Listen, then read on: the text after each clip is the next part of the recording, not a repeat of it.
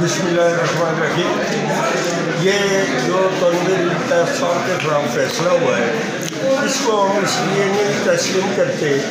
کہ میں یہ سمجھتا ہوں کہ یہ ایک ہی دن میں ان کو نوٹس ملا کہ وہ عدالت میں حاضر ہوئے اور وہ عدالت میں حاضر ہوئے اور اسی دن اسی وقت یہ جو فیصلہ ہوا ہے اس کو ہم سازش قرار دیتے ہیں اور ہم حلقہ نمبر 5 کے لوگ اس کو کسی بھی صورت میں ماننے کے لیے تیار نہیں ہے۔ میں یہ بات کہتا ہوں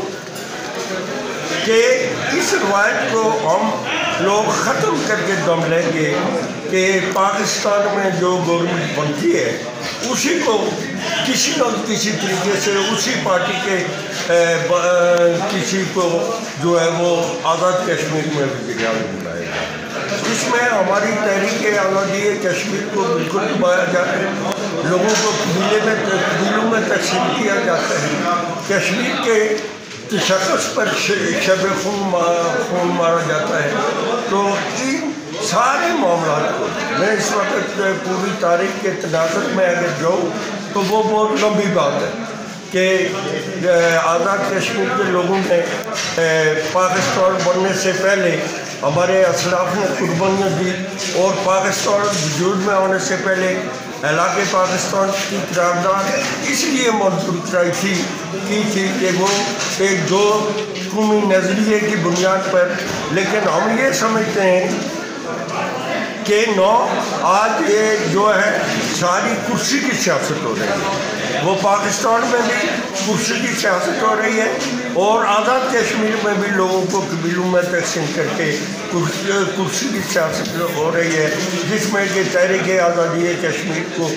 بہت بڑا جو ہے نقصان پہنچا ہے۔ لہذا ہمارے لوگ ایسی کوئی تاریخ رقم کریں گے جو 1947 میں ہمارے اسلاف نے قربانی دے کے ایک تاریخ بنائی اور بیس کیمپ کی تشکیل دی، اور بیس کیمپ کا جو بنیادی مقصد تھا وہ یہ تھا کہ یہاں سے ہو کے ہم مقبوضہ کشمیر کی تحریک کی آزادی کو کے ذریعے مقبوضہ کشمیر کو آزاد کرائیں گے۔ تو جو ہمارے مقبوضہ کشمیر کے ہمارے بھائیوں بہنوں کے ساتھ ہو رہا ہے، میں سمجھتا ہوں کہ